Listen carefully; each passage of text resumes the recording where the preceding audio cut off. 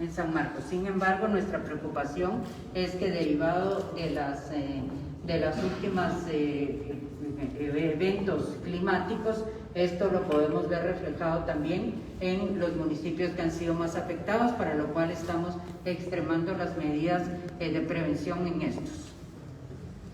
Sí, me continuará el doctor Asturias para realizar el análisis de las tendencias y las proyecciones. Muchas gracias, señora ministra, y gracias de nuevo a la Fundación por estar atenta. Estas son las proyecciones del modelo de infecciones estimadas para el país de marzo a enero del 2021. Lo que pueden ver ustedes es lo que la ministra ya se refería. Habíamos predecido después de la apertura del país una segunda ola de la epidemia. Esa segunda ola aparentemente sí se dio, fue una pequeña ola, mucho, yo diría un 20% de lo que fue la primera ola original que tuvimos en el país. No tuvimos una afección del sistema hospitalario porque la mayoría de esos casos se han dado, como la ministra lo refiere, en gente joven, y por tanto la probabilidad de ser hospitalizados ha sido baja. La Universidad de Washington vuelve a corregir de nuevo el modelo y nos avecina que para los próximos mes o 2 meses lo que vamos a tener es una continuidad del número de casos que tenemos en este momento. Obviamente lo que ustedes ven ahí en términos del sombreado naranja es nada más la incertidumbre que existe, que puede ser tan alto como digamos unos 8,000 casos potencialmente diarios, y tan bajo como 2,000 casos, no diarios, sino que digamos por semana, y lo vamos a ver y lo vamos a vigilar por las próximas semanas que vienen. Siguiente. Queremos reiterar que seguimos muy agradecidos con la población guatemalteca por continuar usando la mascarilla adecuadamente. Cuando nos comparamos con la mayoría de la América Latina, estamos 15 puntos arriba en lo que la población lo utiliza. Felicito a los medios de comunicación y a todos ustedes que usan la mascarilla todo el tiempo. Es la manera de defendernos de esta epidemia, y realmente si usted va a estar saliendo en estas fechas, por favor, continúe usando la mascarilla bien y adecuadamente. Siguiente.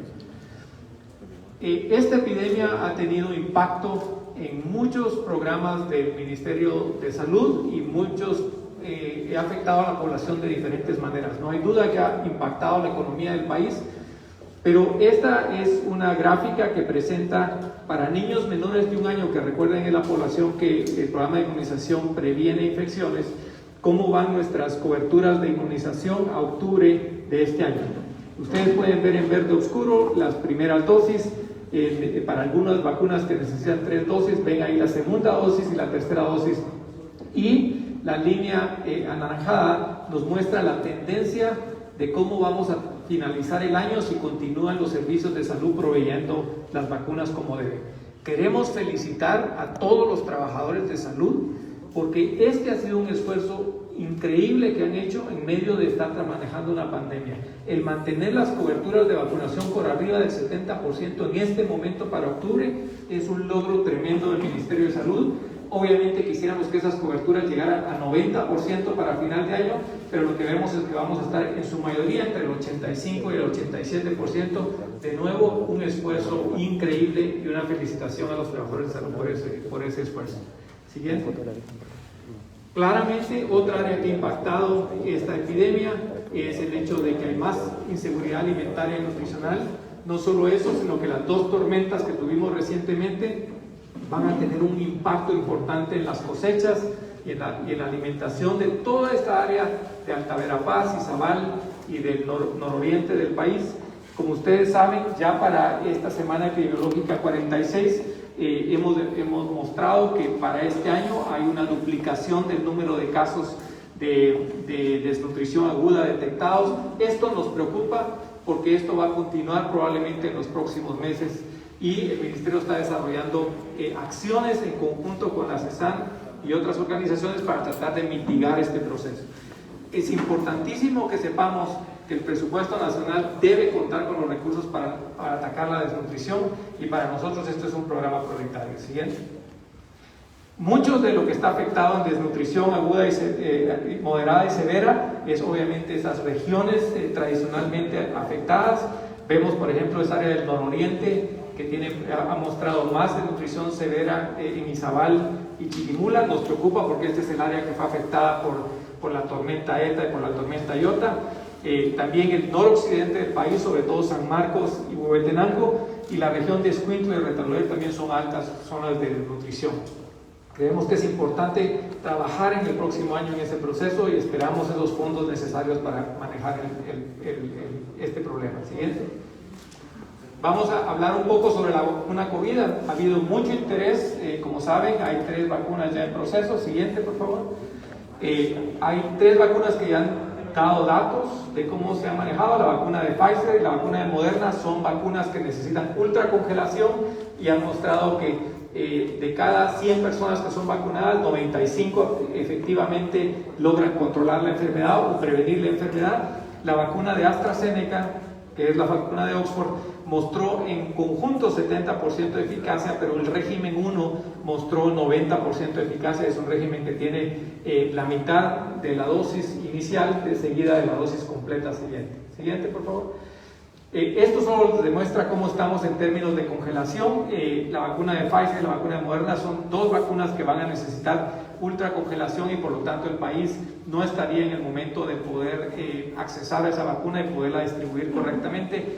Pero hay vacunas que necesitan una refrigeración como lo tenemos en el programa de inmunización. Esas son la vacuna de Oxford, la vacuna de Johnson & Johnson, que también es de adenovirus, y la vacuna china de Sinovac. Cualquiera de ellas, en el momento que estén listas, podrían ser parte de las vacunas que vamos a tener en Guatemala. Siguiente. La ministra está muy orgullosa y obviamente todo el equipo de salud porque han trabajado enormemente en comenzar a preparar el cuarto frío que va a resguardar estas vacunas. No vamos a tocar mucho, solo para ustedes lo escucharon ayer en las noticias que ya este proceso va en camino y va a ser inaugurado la semana que viene. Siguiente, por favor. ¿Cómo está financiado el programa de vacunas? Se ha hablado mucho de esto, quiero que ustedes realmente manejen las cifras correctamente. El mecanismo COVAX, la ministra envió la carta de intención casi a las 2 o 3 semanas de haber tomado posesión como ministra, en la mitad de julio, confirmó nuestra participación en octubre del 2020, ya el ministerio dio el 15% inicial del fondo, que fueron 10.7 millones de dólares. Este mecanismo COVAX nos garantiza vacuna para el 20% de la población, que son esos 3.37 millones de guatemaltecos están asegurados para recibir vacuna. Esos son 6.74 millones de dosis que vamos a comprar a través de este mecanismo. Este fondo necesita todavía ser completado, no necesita ser completado inmediatamente, eso va a ser cuando ya la vacuna comience a venir, pero tenemos un saldo de 472 millones de quetzales con el mecanismo COVAX que tiene que ser pagado. El presupuesto del 2021 que se había aprobado había solo considerado 400 millones para vacuna, había un déficit de 72 millones. El ministerio va a trabajar conjuntamente con el gobierno y el Congreso para asegurarnos que tenemos todo el dinero que necesitamos para esta vacunación. Siguiente. Quiero darles una caminata. Estas son cifras preliminares, por favor, no son cifras finales de cómo podemos distribuir esta vacuna, pero comienza ya a darnos un panorama de cómo es que vamos a ir cubriendo a la población. El personal de salud, que lo calculamos alrededor de 100,000 personas, y esto incluye Ministerio de Salud, ICS y sector privado, son alrededor de 100,000 personas, aunque estamos confirmando esos números. Entre bomberos, personal de rescate, maestros y seguridad pública, estamos calculando alrededor de 350,000 personas, esos son 450,000 personas. Población mayor de 60 años es 1.76 millones de personas y básicamente población de alto riesgo entre 18 y 60 años la calculamos en aproximadamente 422,000 personas, y si agregamos la población de 50 a 60 años son otro 1,000,000 de personas. Al final, lo que tenemos asegurado con el mecanismo COVAX cubriría todas estas poblaciones, o sea, 3.27 millones de personas. Lo que nos hace falta es la población económicamente activa, que está calculada en 7.4 millones de guatemaltecos. De eso, creeríamos nosotros que si nos pueden asignar en el presupuesto Por lo menos la mitad de esa población productiva, alrededor de otros, digamos, 3 o 4 millones de personas, podríamos tener una suficiente inmunidad poblacional o inmunidad de rebaño que se llama, para poder reactivarnos de una manera completa el próximo año. Así que mucho se va a trabajar en el presupuesto para poder trabajar ese proceso. Eso significa alrededor de otros 400 millones o 500 millones de quetzales para poder tener esa cantidad de vacunas adicionales. Siguiente. Lo que hablaba, 5.3 millones de personas, probablemente otras 10.6 millones de vacunas adicionales, con un posible costo de casi 400 millones de quetzales. Ya hay países de la región que han hecho sus contratos adicionales. México contrató con la vacuna de Oxford 38 millones de dosis. El Salvador, ustedes escucharon, hace dos días hizo ya su contrato de 2 millones de dosis. Costa Rica y Panamá hicieron contratos hace 2 semanas por 1 millón de dosis cada uno, no son, porque ellos también tienen el mecanismo COVAX. Y Guatemala quiere salir a comprar, digamos, adicional al mecanismo COVAX, más vacunas para la población. ¿Siguiente? Finalmente, quiero estar claro que hay mucha discusión con respecto al presupuesto en este momento. El Ministerio de Salud hizo los requerimientos para el presupuesto del año próximo. Lo que había quedado en presupuesto del año aprobado para el 2021, que se derogó el día de ayer, en muchas áreas nos dejaba el Ministerio con menos fondos. Uno de esos era la cantidad de fondos que tenemos para los desastres y el COVID-19. Eso cortaba el presupuesto casi en la mitad para esa área. También había un poquito más de presupuesto para niñez y desnutrición, pero no suficiente, y creemos que toda la parte de prevención también había sido recortada en alrededor del 5%. Eso significaba que el Ministerio de Salud, sobre lo que nosotros habíamos requerido, se le estaba dando 12% menos de lo que Salud ha requerido. Creemos de que es muy importante en este momento que la discusión del presupuesto se está dando, que Salud les sea ofrecido el presupuesto que de manera de conciencia y honrada se ha puesto de frente para poder acomodar y cuidar y prevenir a la población en el próximo año. Es claro que ese presupuesto llegaría más o menos a 11.3 millardos de quetzales, pero es clave ese presupuesto para que toda la población de Guatemala sea atendida, incluyendo vacunas, lo que nos falta de la epidemia de COVID, así como todo el reforzamiento del sistema de atención primaria y lo que habíamos hablado, todo el aspecto del ataque a la desnutrición, que es un problema crónico en el país. ¿Siguiente? Y con eso nos abrimos a preguntas. Gracias. Muchas gracias, señora ministra. Doctora Asturias, abrimos el espacio a las preguntas que tengan los periodistas de los medios de comunicación que nos acompañan. Por favor, ya saben la dinámica para llevar en orden. Vamos a iniciar con Alejandra. Sí. Tenemos la primera pregunta con Alejandra Esquite de la Red. Buenos días, ministra, comisionada, autoridades. Si ustedes nos pudieran comentar, ayer la Municipalidad de Guatemala indicaba que no serán ellos los encargados de dar el permiso al mercado navideño que se suele poner en los alrededores de acá, sino que serían ustedes. Si nos pudieran explicar quién quedará al final a cargo o si este mismo estará prohibido. Adicionalmente, si ya se empezó a ver el repunte de casos por la llegada de ETA en el país, tomando en cuenta que la ventana de días ya llegó. Y asimismo, si las manifestaciones de los últimos días podrían generar un repunte en la ciudad respecto a este tema de incremento de casos, y si el doctor, aprovechando al viceministro Comas, se nos pudiera dar la actualización en cifras de cómo se encuentra la ocupación de hospitales. Y finalmente, doctora Asturias, usted mencionaba que los casos de desnutrición aguda se duplicaron de 2019 a 2020. Si nos pudiera explicar en qué consistió o qué factores fueron los que lograron, pues, lastimosamente dar esta cifra. Gracias.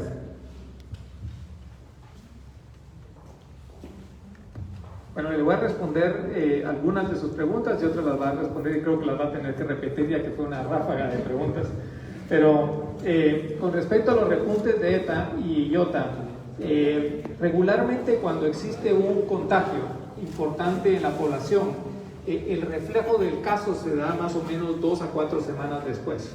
Y eso es porque ese es el tiempo que incuba el virus en la persona que ha sido contagiada, y recordemos que esa persona contagia a otra persona, así que ese repunte vamos a comenzarlo a ver probablemente en las próximas semanas. El Ministerio está altamente vigilante, ha puesto a todas estas áreas de salud en una vigilancia muy atenta para estar seguros que vamos monitoreando cómo están estos municipios, y asimismo ha logrado llevar pruebas a los albergues, ha aumentado su capacidad de pruebas. La caída de pruebas que vimos durante las tormentas se está recuperando ahorita, lo cual es muy bueno y nos va a permitir trazar eso. Con su pregunta con respecto a las manifestaciones, lo único que puedo decir es que el Ministerio de Salud y la Coprecovid hicieron recomendaciones antes de esas manifestaciones. Nuestra observación fue que la mayoría de personas que participaron en esa manifestación mantuvieron cierta cantidad de distancia y usaron su mascarilla, así que creemos que vamos a vigilar eso de cerca, pero no anticipamos un gran contagio como consecuencia de las manifestaciones, dado lo que pudimos observar en términos de cuidado de cada persona. Y con respecto a los casos de desnutrición, hay varios factores. Uno, cuando uno ve este aumento de casos de desnutrición, definitivamente tiene que ver con la inseguridad alimentaria que está provocando la epidemia. A pesar de los programas que el gobierno hizo de llevar canastas de comida y dar los bonos de familia, obviamente este es un país muy vulnerable y no hay duda que el impacto económico que tuvo la pandemia se está reflejando en estos casos de desnutrición, pero también tenemos que ver que tanto el Ministerio de Salud ha aumentado la vigilancia de esos casos. O sea, una cosa buena es que nuestros trabajadores de salud han estado preocupados cabalmente porque la desnutrición aumente, han estado mucho más vigilantes, y cuando uno vigila más un problema tiende a detectar más casos. Así que nos alegra porque esto nos está dando la perspectiva de lo que necesita el país hacer en términos de desnutrición. Ahora lo que hace falta es fondos y las acciones que tenemos que tomar para mitigarlo. Buenos días. Específicamente y en relación a la pregunta que tiene que ver con los porcentajes de ocupación, vieron una gráfica anterior en donde el promedio general de ocupación de camas está alrededor de un 20%. Esto significa que tenemos una disponibilidad importante y que el número de casos en relación a pacientes COVID, si bien es cierto, puede haber alguna variación o una tendencia a crecer, lo explicaba muy bien tanto la señora ministra como el doctor Asturias, son casos en personas jóvenes, lo cual nos permite que estas personas sean tratadas de forma ambulatoria. Los hospitales están perfectamente preparados en este momento por si hubiera o se diera un repunte, el cual vemos en base al modelo que se presentó anteriormente, no se proyecta, pero tenemos adecuados niveles de suministro de oxígeno, adecuados niveles de suministro de insumos y medicamentos, equipos de protección personal, con lo cual, pues, en caso de haber un repunte, estamos totalmente preparados. Gracias. Finalmente voy a comentar sobre el tema no solamente de la venta navideña, que ya todos esperamos el 1 de diciembre, que siempre se da. Como ustedes bien saben, ellos se instalan en un terreno que no es nuestro.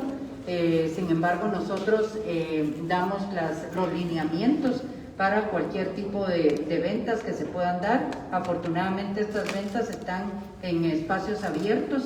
Nosotros vamos a insistir en los lineamientos que tienen los protocolos para poder trabajar. Deben seguir utilizando tanto los vendedores como las personas que llegamos a realizar nuestras compras, el uso de mascarilla obligatorio y permanente, adecuado, que puedan tener agua para poderse lavar sus manos frecuentemente, y el tema del alcohol en gel y el aforo, que es muy importante.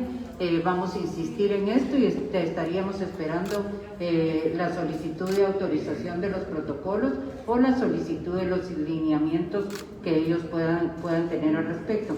También estamos trabajando ya con la Coprecovid en el protocolo para las ferias que muchos departamentos y municipios están esperando, para que no podemos quedarnos aislados de estas fiestas importantes que se vienen, ¿verdad? Tenemos la siguiente pregunta con Eduardo Perea de Radio Sonora. Gracias, buenos días. Ministra, quisiera consultarle respecto a las actividades de fin de año. Entendemos que aún siguen canceladas muchas actividades religiosas, pero vienen los tradicionales rezados, por ejemplo la actividad del 8 de diciembre, 12 con la Virgen de Guadalupe, y hay una aglomeración muy grande. Las personas han relajado todo esto de la pandemia y muchas quisieran tener ese acercamiento. Su postura ante esto y qué pasará, siguen canceladas pues actividades como convivios, posadas y todo lo que tiene que ver con lo que se realiza durante el fin de año. Muchas gracias. Muchas gracias, una pregunta muy importante. Sabemos que son fiestas importantes para la población, tradiciones que no queremos dejar de cumplir. Sin embargo, confiamos en la población. Recuerden que recientemente, en octubre, se dio de manera muy ordenada la fiesta de la Virgen en Santo Domingo. Sabemos que la población va a poder hacerlo de la misma manera en estas dos que usted mencionó, tanto Guadalupe como tanto la del 12 de diciembre como la del 8 que ya viene. Así que estaremos coordinando con las iglesias, así como lo hicimos con Santo Domingo, para que la actividad se pueda realizar de la manera más ordenada. Como usted lo mencionó, hay alguna población que se está relajando, sin embargo, la mayoría son responsables y lo están haciendo de una manera muy responsable. Creo que estamos con eso. En ese caso, ¿han tenido acercamiento con la arquidiócesis para pues controlar el aforo en las iglesias y también si podría haber alguna posibilidad de que cambien las cosas y comenzar ya a reactivar las tradiciones? Gracias. Me voy a reforzar también con el doctor Asturias, con quien trabajamos en conjunto todos estos lineamientos. Sin embargo, quiero manifestarle que las iglesias están cumpliendo de manera ordenada en general todas estas actividades religiosas que se dan. Creo que la población lo que menos queremos es arriesgarnos en aglomeraciones. Sabemos que la epidemia sigue y que es uno de los temas que queremos dejar claros que debemos evitar y continuar manejando el aforo, ¿verdad? Siempre que cualquiera de nosotros queremos entrar a una iglesia religiosa de cualquiera de los cultos que se profesan en nuestro país, deben estar conscientes del uso de la mascarilla, y así lo están los líderes religiosos, y del aforo que se debe dar en cada una de ellas. Con eso está bien.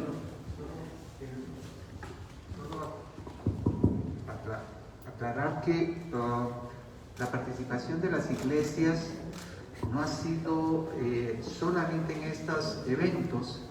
Las iglesias, la arquidiócesis está participando en la implementación y voluntariado en los centros de bienestar respiratorio en algunos lugares del país.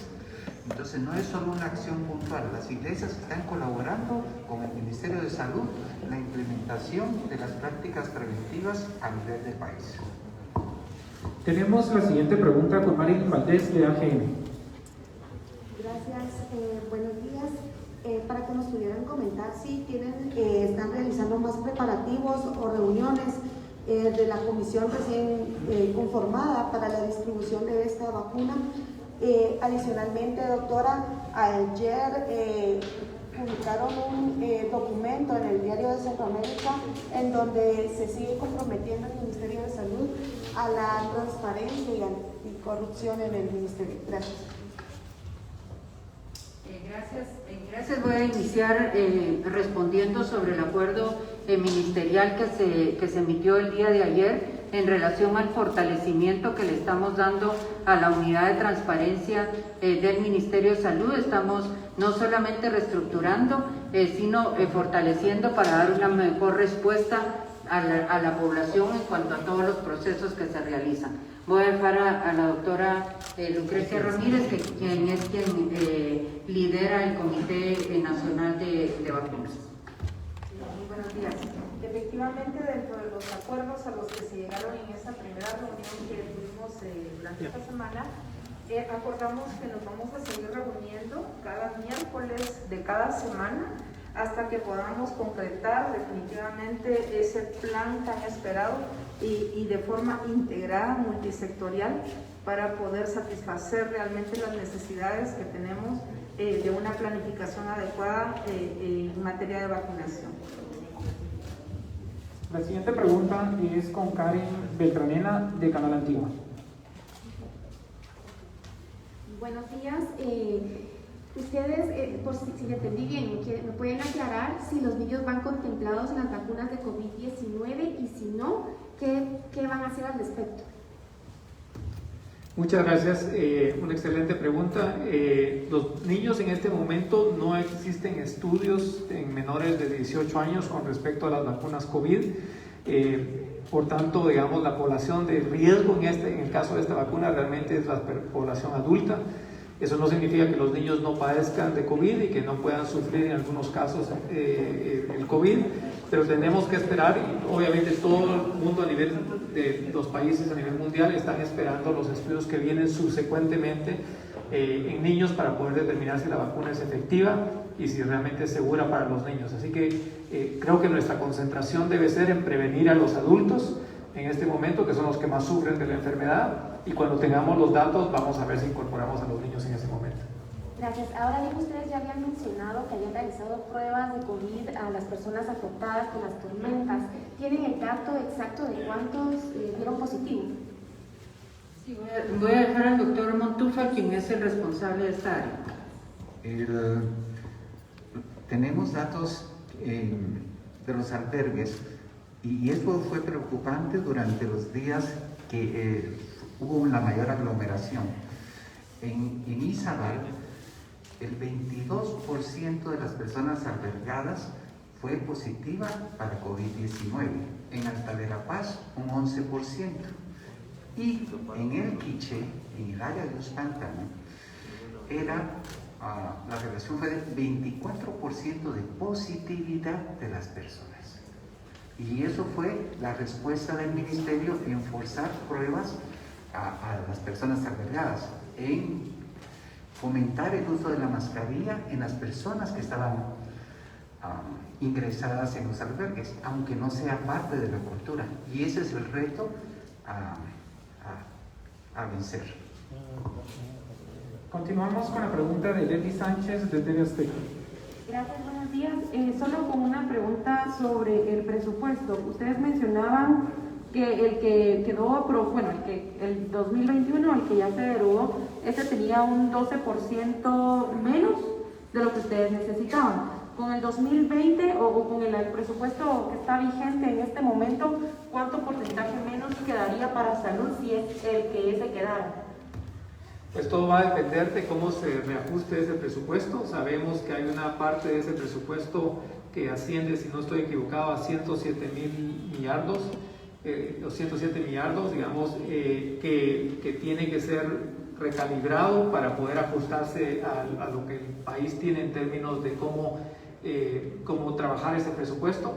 Dentro de eso nosotros esperaríamos que todo lo que se había asignado a COVID en términos de presupuesto quedara de nuevo, y de nuevo las otras necesidades que tenemos en términos de vacuna, que no estaba contemplado en los 1.600 millones que le dieron al ministerio este año para la emergencia, y obviamente reforzar áreas como nutrición y atención primaria.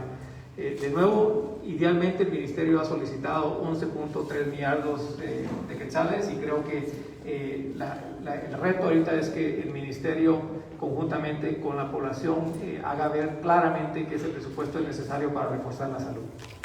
Solo una pregunta, tomando en cuenta que ya nos encontramos próximos a que sea el 30 de noviembre, ¿cuál ha sido la solicitud, no sé si la solicitud es la pregunta correcta, pero cuál ha sido ese acercamiento que han tenido tanto con el legislativo como con el ejecutivo, la mesa técnica que tiene el presidente para establecer el presupuesto que necesitan para el próximo año? Tomando en cuenta que ya estamos empezando a estar contra el tiempo, ¿verdad?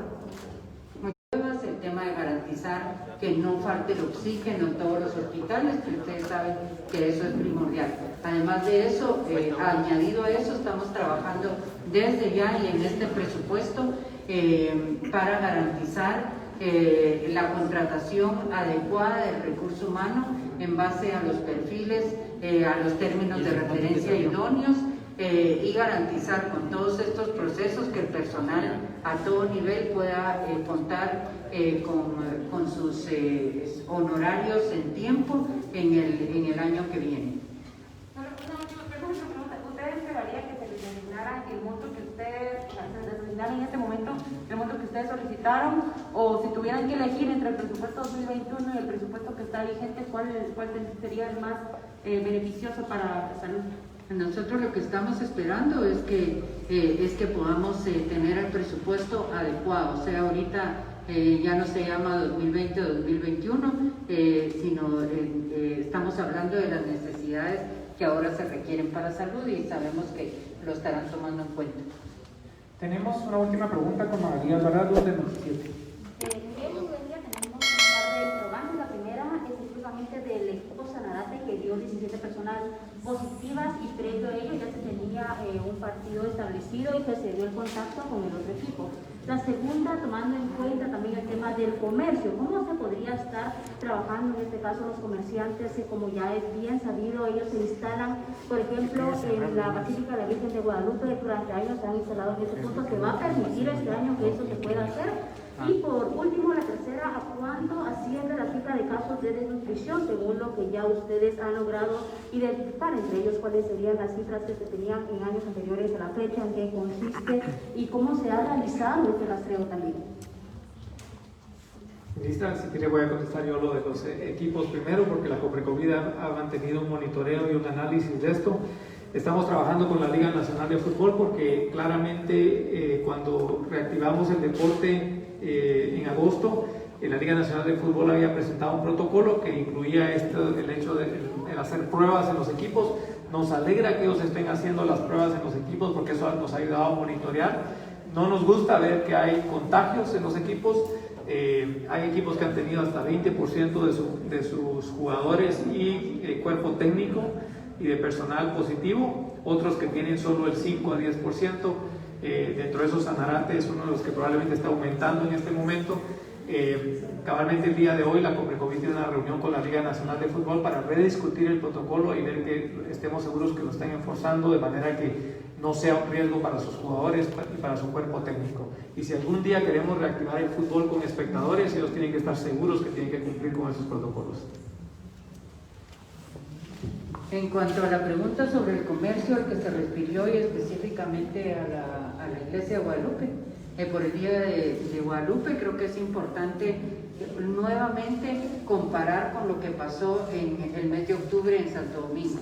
El tema tiene que ser ordenado, no podemos repensar que vamos a volver a lo que se dio el año pasado o los años anteriores, en la que definitivamente se da una aglomeración bien importante. Aquí tendrán que ver la manera en que se colocan de acuerdo al aforo, y esto saben las iglesias y los comerciantes que lo deben respetar. En relación a los casos de desnutrición, el doctor Montúfar se va a referir.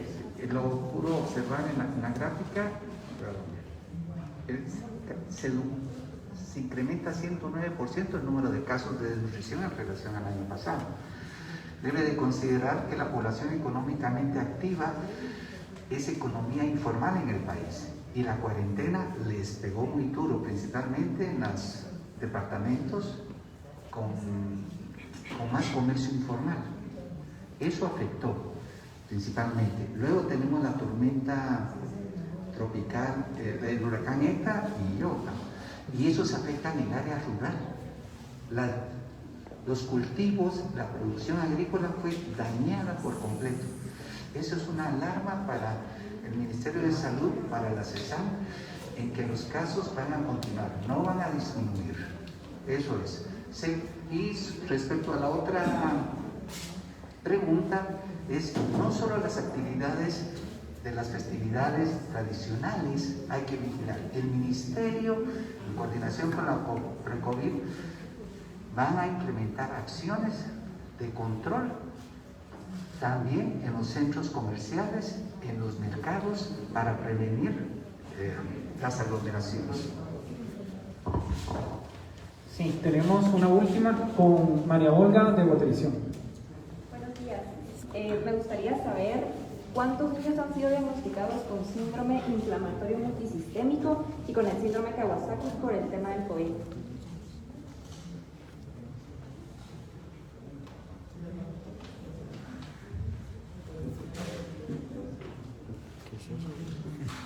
Vamos a dejar a la doctora Lorena Gómez, jefa del Departamento de Epidemiología del Ministerio de Salud. Hasta el momento tenemos 2 casos confirmados como síndrome de Kawasaki. en niños menores de 5 años, pero estamos investigando alrededor de 10 para confirmar. Gracias, doctora. Y no tenemos más preguntas. Agradecemos a los medios de comunicación que nos acompañaron y de esta manera finalizamos con la conferencia de prensa conjunta entre el Ministerio de Salud Pública y la COPRECOVID. Gracias, señora ministra, señor director de la COPRECOVID, señor viceministro y señoras viceministras. A los medios de comunicación también muchas gracias por acompañarnos.